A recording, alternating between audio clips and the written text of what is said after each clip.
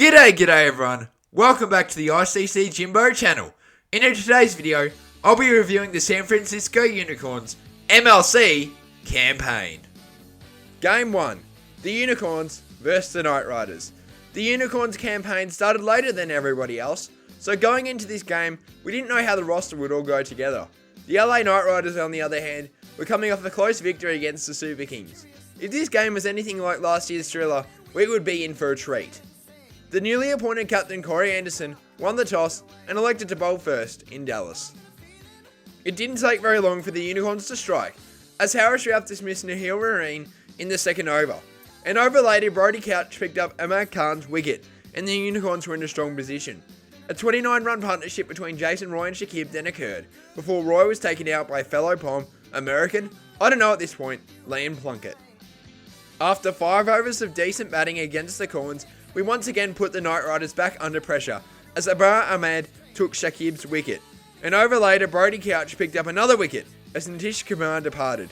Andre Russell, who hit 40 runs not out, and David Miller then put on a bit of a show to get the LA Knight Riders to a score of 160 runs.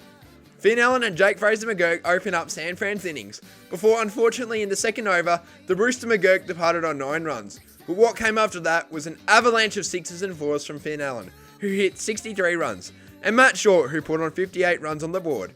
Allen hit his 63 runs off just 37 deliveries, and Short got his 58 off just 26 balls. There was absolute fireworks in Dallas, and since there was a car park next to the stadium, I'd be moving my car from there as soon as possible. LA eventually got the danger men out, but it was far too late, as little cameos from Josh Inglis, who hit 15 runs, and Corey Anderson, 11 runs not out, wrapped up this game in just 15 overs with 5 overs to spare. It was a complete utter domination and a great start for the Unicorns, as we won this game by 6 wickets.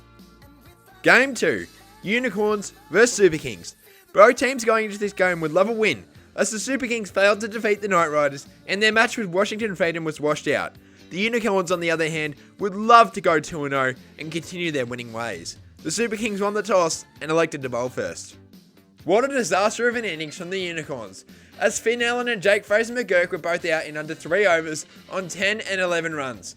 Matt Short then continued his form from last game, as he hit 33 runs of just 15 balls, before unfortunately he had to go as well. The Unicorns found themselves on 3 for 66 and in some serious trouble. Things didn't get any easier for the Corns, as Josh Inglis and Sanjay were both dismissed. Corey Anderson then went out in the most unlucky way, and then it was pretty much a wrap up to our innings, as no one besides Hassan Khan's 15 and Haris Rauf's 13 could help the Corns, as we got a score well under par. The Super Kings, led by Faf du Plessis, didn't look like losing this game at all, as he alongside Devon Conway and Aaron Hardy were easily able to chase down the score of 120 and win by 7 wickets. Hassan Khan and Liam Plunkett were the only wicket takers, and to be quite honest, it was just a game to forget, and a tough one to take in, as our net run rate from the last game was completely gone. Game 3, Unicorns vs Knight Riders. Sadly, we didn't get a game, as the rain had other plans, so both teams got 1 point each. Game 4, Unicorns vs Orcas. This game was important for both teams, as the Unicorns and Orcas both needed wins to keep their seasons on track in Morrisville. The Orcas won the toss and elected to bowl first. It was a disappointing start for the struggling Jake Fraser McGurk, as he departed on 11 runs. Finn Allen and the destructive Matt Short put on a 75-run partnership before Finn Allen had to depart on 34 runs. Matt Short was soon to follow on 56 runs, and after a couple of quick wickets against Josh Inglis 8 runs, Corey Anderson 5 runs, the Unicorns all of a sudden found themselves on 5 for 119. Sanjay 30 runs and Hassan Khan 10 runs put on a 21-run partnership to steady the innings before Hassan had to depart. Sanjay and Pat Cummins got some quick runs before Sanjay departed on the last ball of the innings. San Fran needed a quick start with the ball against Seattle. Unfortunately, that didn't come, as Ryan Roquetin 29 runs and Shahan 54 runs started quickly, cruising to 79 runs for the Orcas, before Liam Plunkett picked up the Unicorns' first wicket. An over later, Quinton de Kock was dismissed on 2 runs, and after some terrific bowling from Matt Short, all of a sudden, this game was on. Pat Cummins picked up the important wicket of Shahan, and the Unicorns, for the first time in this game, felt like they were in control. San Fran were forcing Seattle to just settle on 1s and 2s, as Aaron Jones, 6 runs, who burst onto the scene during the T20 World Cup, fell to the experience of Liam Plunkett, who caught and bowled Jones out. Henrik Klassen fell on 6 runs to the captain Corey Anderson, and that was pretty much the nail in the coffin for Seattle. Some late runs from Hamad Azam, 16 runs not out, got Seattle to 142 runs as the Unicorns pulled off an amazing fight back to win this game. Game 5, Unicorns vs MI New York. Both teams entered this game in Dallas in completely different positions. San Fran are fresh off a huge fight back against Seattle, and MI on the other hand just got hammered against the Washington Freedom by 94 runs. The equation for the Unicorns is simple: win this game and go through to the playoffs. MI on the other hand need to win this or they are in some serious trouble and missing out on defending their crown from last season. Corey Anderson won the toss for the Unicorns and elected to bat first. What a disaster of a start as Finn Allen departed on 2 runs. An over later, Sanjay was gone on 1 run, Matt Short was soon to follow on 4 runs, so was Josh Inglis 1 run, Stefan Rutherford 14 runs, and the Unicorns found themselves on 5 for 33. How pathetic. Hassan Khan 44 runs and captain Corey Anderson 59 runs not out steadied this atrocity of an innings as both players were going at a slow rate before Corey put the dial on and started smacking 6s and 4s. Hassan Khan was soon to follow his captain before unfortunately going out. Pat Cummins came in and hit 13 runs before he departed as well, and that pretty much wrapped up our innings, which still went okay, but it was well under par, and there was plenty of work to be done in this next innings. Unfortunately, the Unicorns found ourselves in the same position as we were in the last game, needing wickets quickly, and that wish was granted as Matt Short took out Ruben Clinton, who went out on a duck. Dilwood Brevis 56 runs and Nicholas Paran 26 runs, then put on a 77-run partnership before the danger man Brevis was taken out by the youngster Brody Couch. A couple of overs later, Couch took another weapon as Kieran Pollard was back in the sheds on just 4 runs. Matt Short then took out Paran, and all of a sudden, this game was on. Renek Patel 5 runs and Romeo Shepherd 7 runs also fell to the spin of Matt Short and Hassan Khan. Rashid Khan 14 runs not out and Heath Richards 24 runs started to smack everything they could, and it worked as MI were needing 3 runs off the last ball to win. Fortunately for the Unicorns, Harris Routh had other plans as he took out Heath Richards with a beautiful LBW to not only ensure a victory but also lock in our spots for the playoffs for the first time in MLC history. Game 6, Unicorns vs Orcas. For the Unicorns, despite having a playoff spot locked in, we still wanted to win this match to lock in a top 2 spot, giving us another chance in case we lose. Seattle's season is more than done, so their goal is to just tamper with our top 2 ambitions. The Corns won the toss and elected to bowl first. What a way to start our bowling innings, as youngster Kami LaRocks dismissed Ryan Wilkerton and Aaron Jones on Golden Ducks in the same over. How good is that? Quinton de Kock 62 runs and Shahan 31 runs put on a 97-run partnership before Brody Couch sent Quinton de Kock back to the sheds. Unfortunately for Brody Couch, he had to retire hurt due to an injury, and it would end up ruling him out for the remainder of the season. Corey Anderson took over from Couch's spell and immediately made an impact, taking out Shahan, and from there the Unicorns were able to comfortably take wickets consistently. Hassan Khan dismissed Henrik Klassen 8 runs, Hamed Sanger 3 runs, and Kamo Paul on a Golden Duck, until Samed Regine 26 runs not out and Ahmad Wassam 17 runs not out took the Orcas to a respectable score, but it was still well under par. Welcome to the Finn Allen Show. An unbelievable show of power was shown by Finn Allen 77 runs, alongside Matt Short 19 runs, to get the Unicorns to a ridiculously quick start, as that partnership in question was 84 runs, before Matt Short was unfortunately dismissed in what would be his last game of cricket for the Unicorns before he heads over to the 100, a league that I'm strongly against. An over later, Allen bowed out, and Sanjay 10 runs not long after that was also back in the sheds. Josh Inglis 24 runs not out, and Stefan Rutherford 17 runs continued the run that Finn Allen set up before Rutherford departed, as Corey Anderson 4 runs not out ended the innings as the Unicorns locked up a top 2 spot in a domination display all round. Game 7, Unicorns vs Freedom. The top 2 teams go to battle. This will be a cracker of a match. The San Francisco Unicorns won the toss and elected to bowl first. It wasn't a great start for the Sparkle Army, as Travis Head and Steve Smith both hit 56 runs each. Andreas Goes 29 runs not out, and Rachman Ravindra 16 runs also chimed in before the rain ultimately halted this game for a good hour and a half before it was decided that the Unicorns should just go out there and try and chase 177 off just 14 overs. Once again, it was a weak start for the Unicorns, as Finn Allen was out first ball of the innings. Jake Fraser McGurk didn't help things, as he only contributed with 18 runs as he continues his poor form in this edition of the MLC. The heroes for this innings and this match were Sanjay, who hit 79 runs not out, and Josh Inglis, who hit 45 runs of just 17 deliveries, which turned out to be an extremely aggressive and essential knock.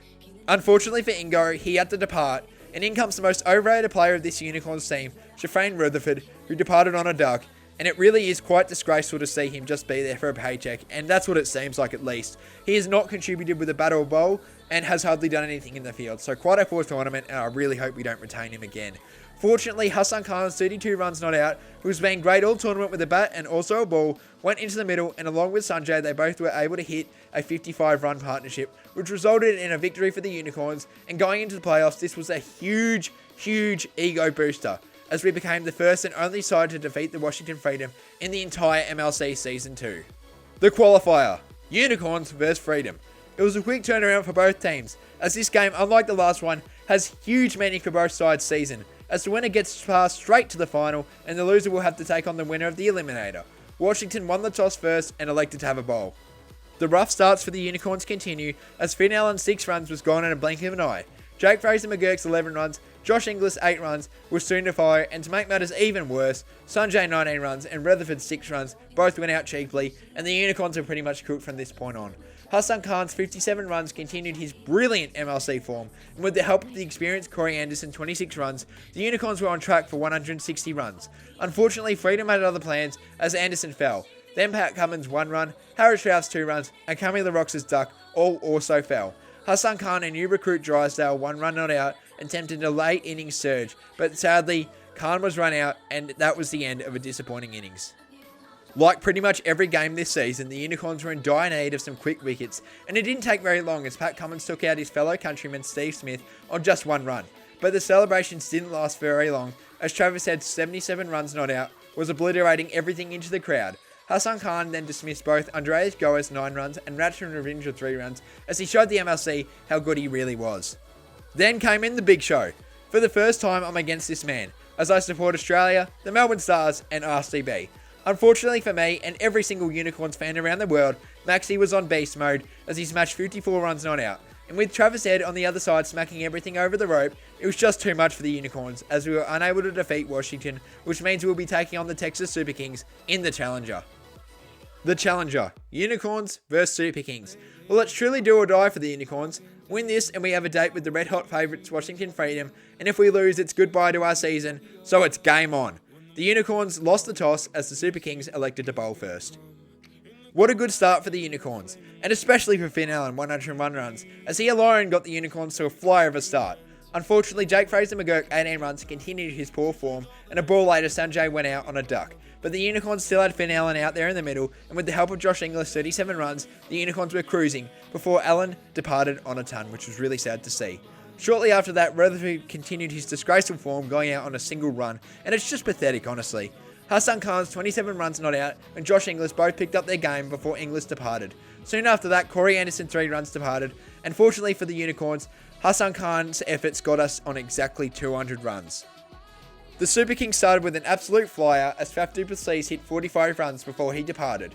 3 overs later, Drysdale picked up his first MLC wicket against Aaron Hardy. An over after that, Harris Ralph took out Kumar. And after that, Drysdale picked up another wicket against Marcus Stoinis. Devon Conway's 62 runs not out and Josh Tromp's 56 runs not out did their very best for the Super Kings, but it wasn't enough as the Unicorns won this game. The final, Unicorns vs Freedom. With a shot at the championship, the Unicorns have nothing to lose against the Washington Freedom. The Corns won the toss and elected to bowl first. It was actually a decent start for the Unicorns, as Pat Cummins took out fellow Aussie Travis Head 9 runs, and shortly after that, Andreas Goa's 21 runs joined Head back in the sheds. But the danger man Steve Smith 88 runs would not budge, so despite Harris Ralph removing Ratchin Ravindra 11 runs, it simply did not affect Washington. It actually helped them, as Glenn Maxwell went into beast mode once again and smacked 40 runs. Steve Smith also decided to chime in on the fun, and the Unicorns were in some serious trouble. It took 16 overs, but Pat Cummins were finally able to take out Steve Smith, and an over later, Drysdale sent Maxi packing, but the damage was already done as the Freedom got 207 runs. The Unicorns' batting unit looked completely uninterested as Fraser McGurk ended his embarrassing tournament on 3 runs. Sanjay 13 runs, Finn Allen 13 runs were soon to join Fraser McGurk, and from there the game was pretty much done. Shafrain Rutherford continued to be a free wicket as he went out on 4 runs. Josh Inglis and Overlater joined him on 14 runs, and what made matters worse was 2 balls later Corey Anderson was out on a duck. Pat Cummins did his very best, hitting a couple of boundaries, but he just fell on 13 runs. Harris Ralph joined him on 7 runs, and despite Kami LaRox's 20 runs not out, doing his very best, no one around him could help him, as Drysdale was gone on 5 runs, to end our season in horrible fashion. This loss really irritated me, as it ended a really promising tournament in heartbreaking fashion. Congratulations to Ricky Ponting and Washington Freedom on this victory. Thanks for watching, guys, and I would also like to apologise for not getting this video out sooner, as I've been extremely busy over the last 2 weeks. It's good to be back. Obviously I'm very upset by the Unicorns' efforts, but it is what it is. Until next time, cheers.